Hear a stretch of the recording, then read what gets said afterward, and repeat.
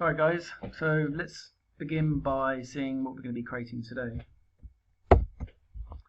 So here we have like a JavaScript, YouTube JavaScript video player. It plays 3 videos, and we also have a mini navigation here to enable the user to select which videos to view at the time. Okay. You know what it is? When a video is selected, the button highlights which video is playing by turning to red. You know what it is I love about being... Okay, so let's go into Adobe Edge and let's close this first. Let's go into Adobe Edge and make a start. So here's our blank document, and the first thing we do is we're going to create a rectangle or division to house our video player. Okay, so we're just going to click and drag that out, and then we're going to move it below the hand of our superhero. Excuse me. Then we're going to change the dimensions of this to the width, which is 500, and the height, which is 290. And then we're going to center this. Well, align it to the right of the Buy Now button. Okay, we are also going to call this player, and this will this name will be used to identify the ID of the video holder. Okay, so let's now go to the YouTube API page, the player API page. I'll put this URL in the notes for you.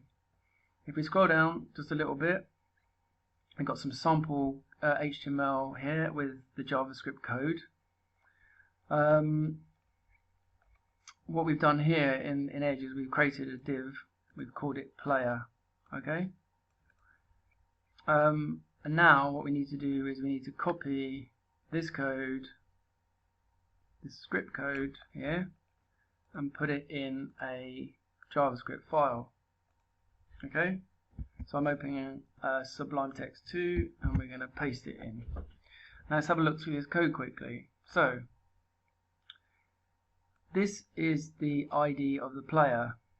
Okay, if we export or publish this from Edge and right click it, the ID of this div here is stage player. It's not player. What Adobe Edge does is it adds stage underscore before the name of the object. Okay, so this is the ID that we're going to use in the JavaScript file. Okay, and we're going to replace it here. Okay, we're then going to change the height of the video player to 290 and the width to 500. Okay, the video ID, this is currently a YouTube video ID. We're going to change it to the ID of the first video, and you do this by looking at the URL of your video and copying everything after the v equals. Okay, so we copy that, go back into my HTML editor and paste it in here. Okay, there's some other methods here. This one in particular, where the video stops after 6 seconds. We don't need this, so let's delete that and then save the file. And I'm going to save it in my project file for this Edge player, and save it in the JS folder and call it YouTube. Okay, so I'm now going to save it. I'm going to override what's here already and say yes. So we now have our JavaScript file. Let's go back into Edge and we're going to load this file. So you go into your library, into scripts, and select add JS file from disk.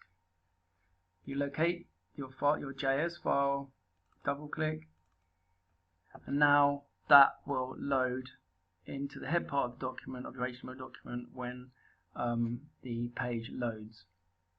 Okay, so let's just check that everything's in place. We've got our player, which is going to be called stage_player. We've set up our JavaScript, and if we publish it now, the video should load into this area.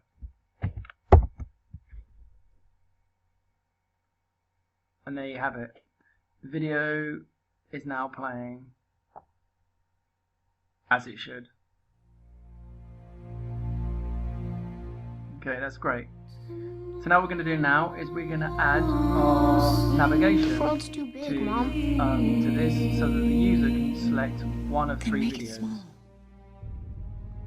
Let's go back into Edge and let's create our first button. So I've already created 3 buttons and they're located here in the library. So if we just drag video 1 button onto the stage, okay. If we open this up, what we have here is some text and a background called button background, which is a div. Okay. We need this later, name later on to change the color, the background color of this object. Okay. So let's go back to the stage, and let's write some code. So that should say video 1 button. For some reason I had the wrong name. Okay, so we're going to write our code in the actions for the stage in the creation complete trigger. Okay, so let's create a variable and call it video 1 button. Okay, and this refers to sim dot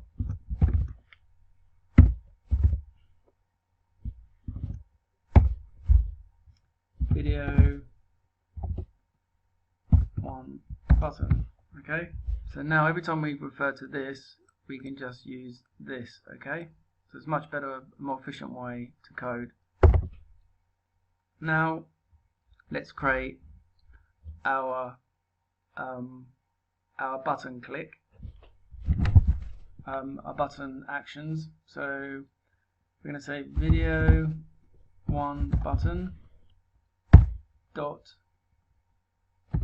find,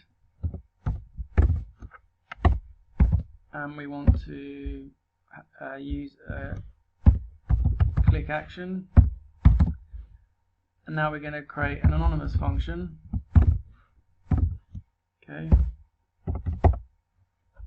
And within this function, we are going to load the video. Now, let's call this function load video. Okay. And what we're going to now do is we're going to pass the video ID here into this function. Okay. So we need to create our load video function, and let's receive video ID. Okay. What I also like to do is to create an array which will be used to store our video IDs.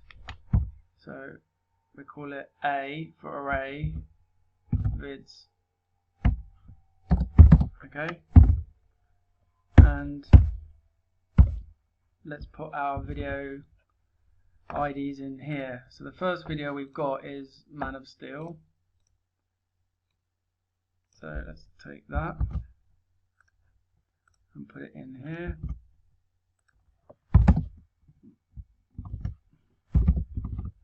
And our second one is Amazing Spider-Man. Let's take this and put it there, and the final one is Fantastic Four. So let's copy and paste this into our array. Okay, So for video one button, we're gonna load this. So we need to say a vids 0, and that will send this string into the load video function. Okay. So how do we load this video into the player? If you go to the YouTube API reference and you scroll down the page, there's this object syntax that we can use to load a video into our player, and this is called load video by ID. Now there's quite a few parameters that you can use in addition to this one, like start seconds or end seconds or quality. Okay, but we're just going to use this, okay, to start with. So let's copy that, paste it in here.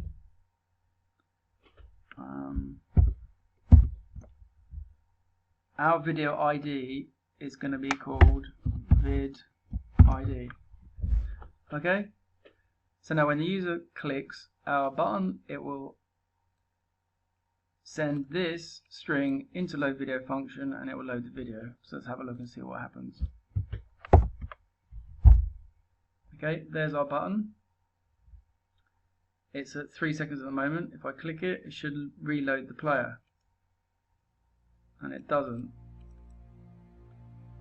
So let's have a look and see why it's not working. Let's go back into Adobe Edge. What you can actually do first of all is to change the cursor of this button, so when the user hovers over it, it should turn into a pointer. Okay, like that. Let's go back into here.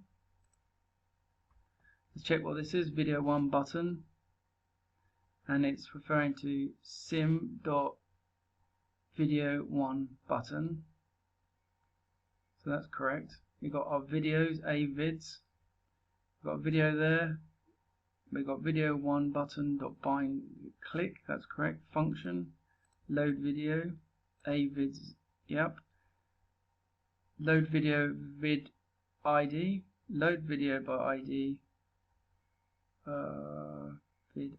Alright, so I had to go and look at my notes, and what I failed to do is add player to the start of this. So this is the method of the player object, or video player. Okay, so we needed to add that, and if we save and publish, the video should restart, and it does. Okay, so can you see? Restarts. So that button is now working. So let's go back into Edge and let's add our other buttons. So we got video 2 button here. Let's drag it onto the stage. Let's check that it doesn't add anything that it shouldn't to the name of the button. So we've got video 1 button, we've got video 2 button, and we're going to drag in the video 3 button. Okay. Let's tidy it up a little bit. I'll nudge it a couple of pixels. And let's go back into the stage actions. Okay, let's duplicate this twice. And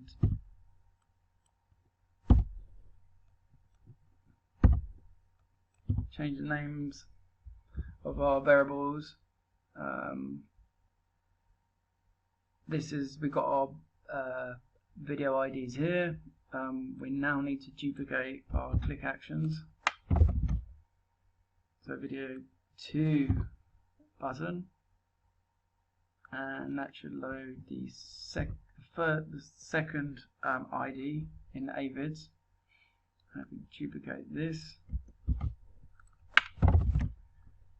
and we change our video to video 3 button, and this to 2, so it's now referring to the third string in avids. And if we now save that, publish it, we should now be able to view all our 3 videos. So we click on that loads Amazing Spider-Man. We click on the third button, it loads Fantastic Four. We also need to add the pointer here, so let's add the pointer. To change the world. Some people just have to okay, let's close that. Let's go back into here. Go into cursor and add the pointer. Cursor, add the pointer. Okay, that's saved. Let's publish that. And now we have all 3 videos loading correctly. However, the problem we have now is that if the user clicks the button more than once, then the video reloads every time. Well, we don't want that. What we want to happen is that when the user selects the button, that it disables it. It highlights it so the user knows what video is being viewed, but it also disables it so they can't repeatedly click it. Okay? So what we're going to do now is we're going to add another function which is going to disable each of these buttons once they're clicked. So let's go back into Edge and create our function for disabling the buttons. Okay, so let's put our disable button function here. Function disable buttons. This is going to receive our button object. Okay, move this up a little bit. Now, when we disable button, we want to change the background color of the button. So we need to add this code. So we'll say sim get symbol, and our symbol is the object which is passed in here. Dot, and then the background, the name of the background in the button was button background. So button background, and then we're going to change the CSS of the button background.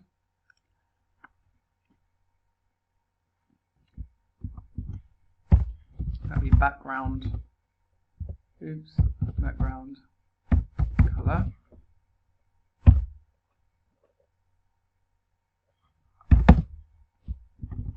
And the color that we're going to change it to is a red color, and the hex value of the red color is 4DA. No, it's not. It's the blue color. Let me just have a look at my notes. A32, A32, B35. Okay, so that will now change the background color of the button.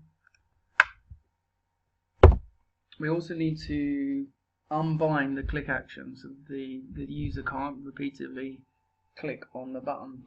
So sim dot obj dot unbind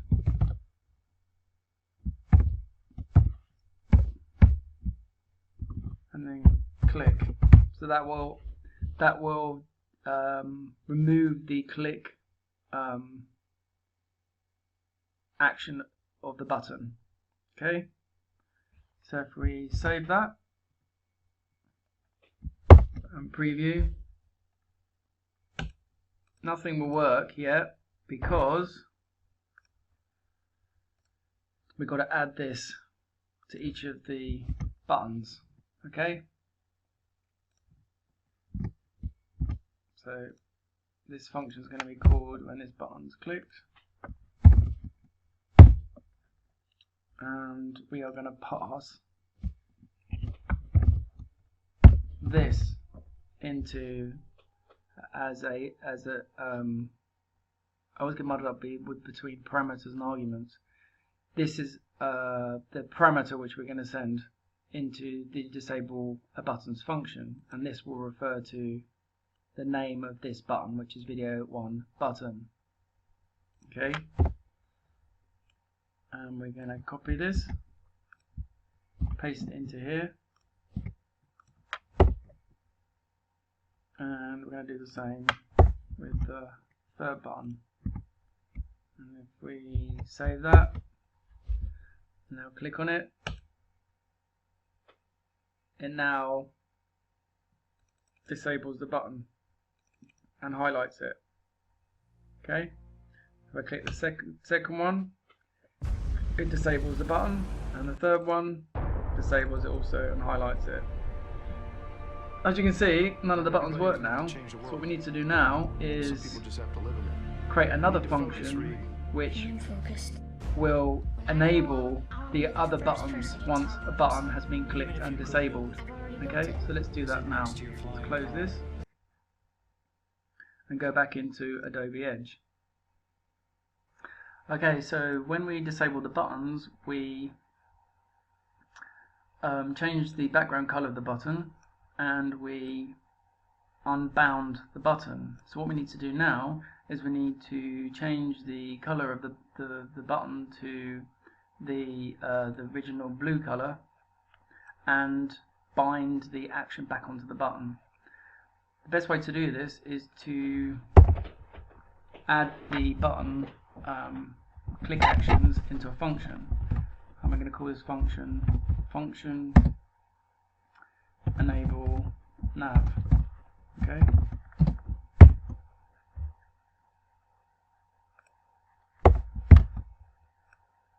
Select this. Okay. So when the button's clicked, it's going to call this function enable nav. Okay, I need to copy this to each of the buttons.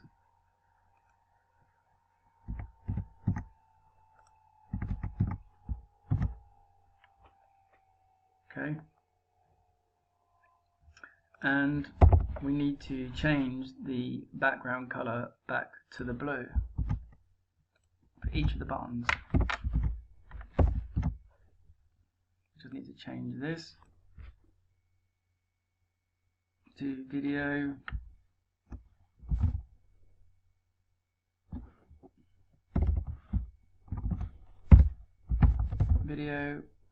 one button,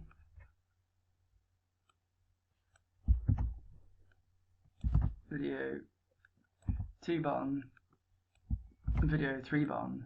I mean, you could create a for loop here, but I can't really be bothered at the moment, so I'm just gonna duplicate this code, and the blue color of the button is 4D A2C6, and let's copy that into these two as well.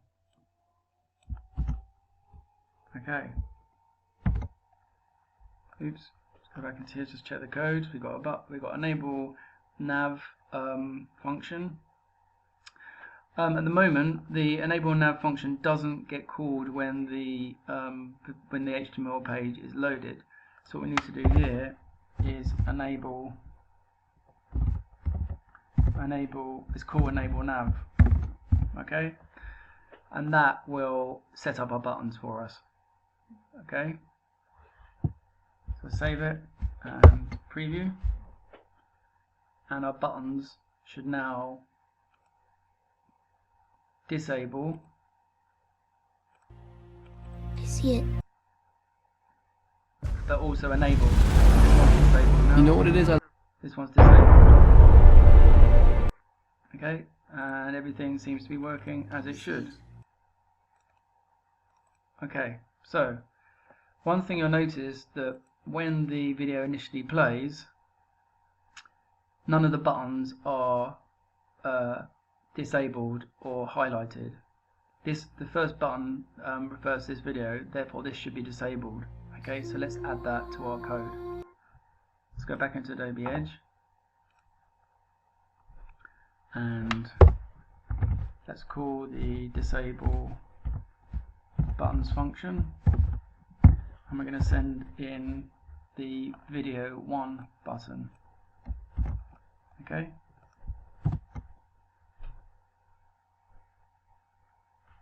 So when the HTML file initially loads, the first button should be disabled and highlighted in red, and there you have it. Okay. So the last thing we need to do now is to add the rollovers on the button, and then our video player will be complete. So let's go back into Edge and add our rollovers. Okay, so let's go back into our stage actions and we'll add our rollovers. So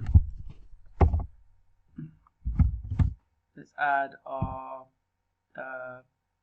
we need to bind the mouse over and the mouse out events for each of the buttons.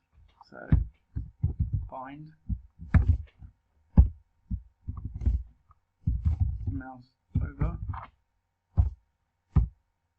function, synonymous function,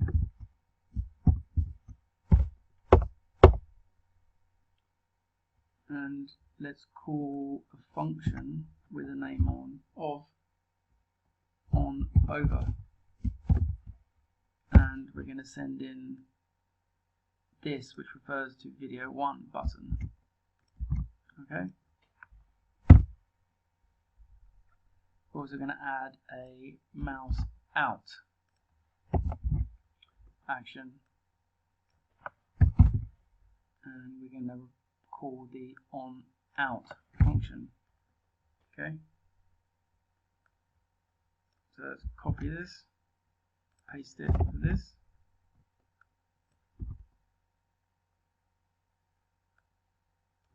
and then paste it for the final button. Okay. Let's go down here and create these two functions. Put it here. So function on over. Let's receive an object. Okay. And we can copy this. So on over is going to change to the red color, and that is this color here. Okay. Let's create our on out.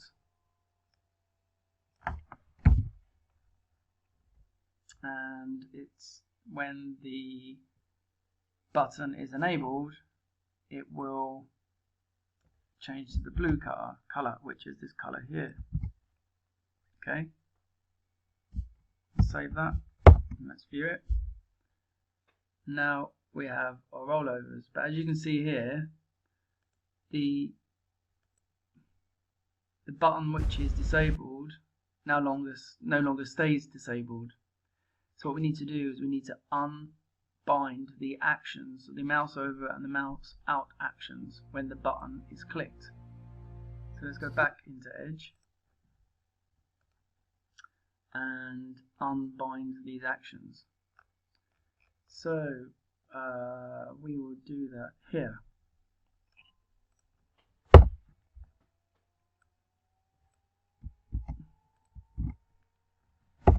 So we're going to unbind the mouse over, and we're going to unbind the mouse out. Save it, play,